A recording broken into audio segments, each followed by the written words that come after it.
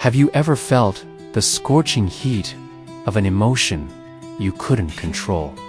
The kind that flares up, burns everything in its path, and leaves you, the one holding the match, utterly consumed. For years, I lived in that inferno, a prisoner to my own volatile reactions, convinced that the world around me was responsible for the turmoil within. I was a ship constantly tossed by external storms, never realizing I held the rudder all along. My name is Alex, and my story is one of transformation. From a soul constantly agitated to one that has found a profound, unwavering peace. It wasn't an easy journey, but it began with a single, startling realization. No one can make you angry unless you allow them to. For the longest time, I believed that certain people, certain situations, possessed a magical power to ignite my fury. A rude driver, a dismissive colleague, a cancelled appointment, each was a spark, and I, the dry tinder, would erupt. My voice would rise, my jaw would clench, and a suffocating heat would spread through my chest. In those moments, I felt powerful, justified even. I was standing up for myself, setting boundaries, or so I told myself. But the truth was far more insidious. The anger I wielded, I discovered, was a double-edged sword. It never truly harmed the person or situation it was aimed at. The rude driver sped off, oblivious. The colleague moved on, unfazed. The cancelled appointment remained cancelled. But I was left simmering, my heart racing, my mind replaying the perceived injustice, poisoning my own well-being. Anger, I painfully learned, burns the one who holds it, not the one it's aimed at. It was a self-inflicted wound, a silent, internal combustion that left me exhausted, regretful, and further from the peace I secretly craved. My life was a series of these emotional explosions, each leaving behind a trail of strained relationships, missed opportunities, and a pervasive sense of discontent.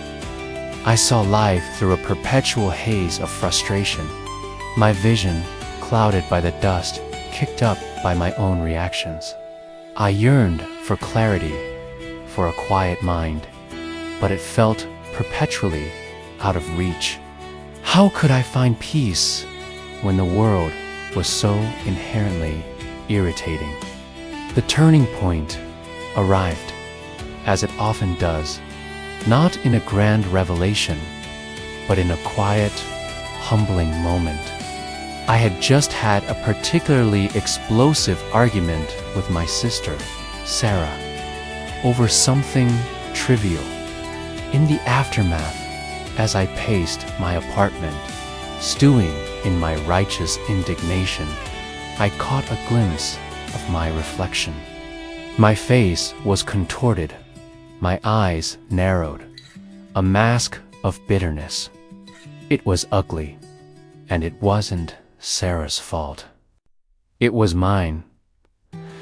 Later that week, still wrestling with the incident, I confided in my Aunt Clara, a woman whose calm demeanor I had always admired.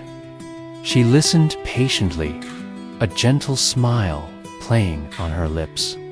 When I finished my impassioned recount of Sarah's perceived transgressions, Clara simply said, Alex, imagine someone throws a handful of mud at you. What do you do? I blinked, taken aback. Well, I'd probably try to dodge it or wipe it off if it hit me. Clara nodded. Exactly. You wouldn't catch it and throw it back, would you? Because then you'd be holding the mud and you'd be just as dirty. You'd choose to step aside or to clean yourself up, and then you'd carry on. But what does that have to do with Sarah? I asked, still missing her point. Everything, she replied softly. When someone throws mud at you, be it an insult, an unfair criticism, or even just a challenging situation, you have a choice. You can catch it, hold on to it, let it soil you, and then throw it back, perpetuating the cycle of mess. Or you can choose to step aside. You can let it fall, acknowledge it, and then simply move on, unstained. You can learn to respond, not react. Her words resonated deep within me. Respond, not react. It was a subtle but profound distinction. A reaction felt involuntary, a primal surge. A response, however, implied thought, intention, and control. It meant engaging my mind before my emotions took over. Clara continued. When emotions boil, Alex, you cannot touch peace. Your mind is a turbulent sea, and clarity is impossible. But when you stop reacting, when you consciously choose to step aside from the mud, your mind settles. The water's calm, and suddenly you can see life clearly. You can discern solutions, understand perspectives, and truly engage with the world, rather than just being battered by it. That conversation marked the beginning of my journey. I started small. The next time a driver cut me off, instead of honking furiously, I took a deep breath. Instead of letting the anger well up, I consciously told myself, he's in a hurry or distracted. It has nothing to do with me. I imagined stepping aside from the mud. It wasn't easy. My old habits were deeply ingrained, and the urge to react was powerful.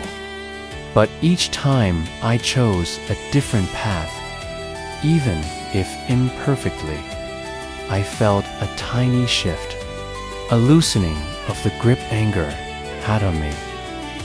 I began to understand that every reaction is a choice.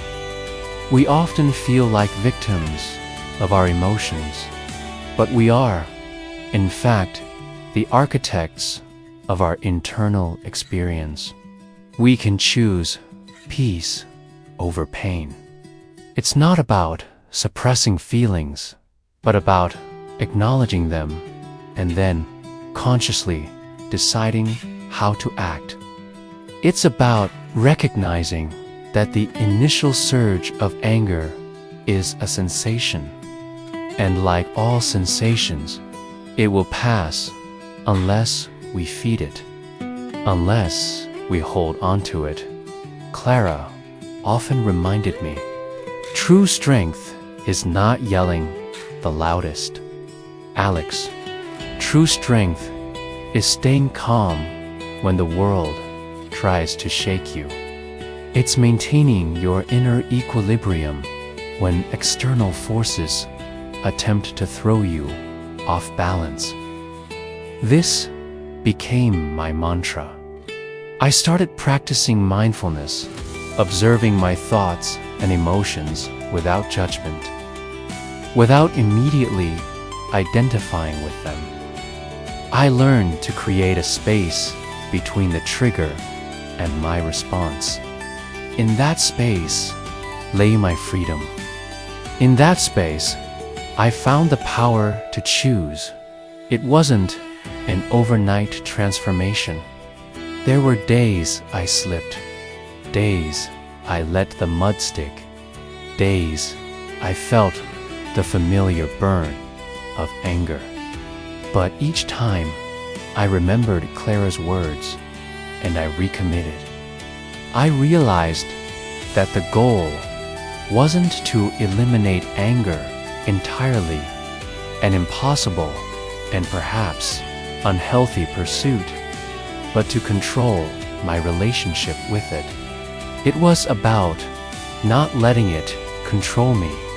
Over time, the changes became profound. My relationships improved. My work became more focused and less stressful.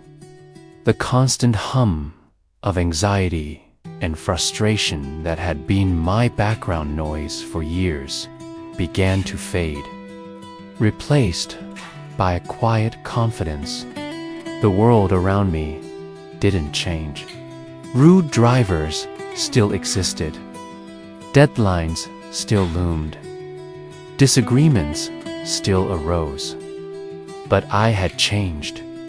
My internal landscape, once a battleground, was now a serene garden. I finally understood the deepest truth. You cannot control the world, but you can absolutely control your reactions to it. This realization wasn't just freeing, it was empowering. It handed me back the reins of my own life, allowing me to steer my ship through any storm. Knowing that my inner peace was not dependent on calm waters, but on my ability to navigate them with a steady hand. The choice always was mine, and in that choice, I found not just peace, but true, unshakable strength.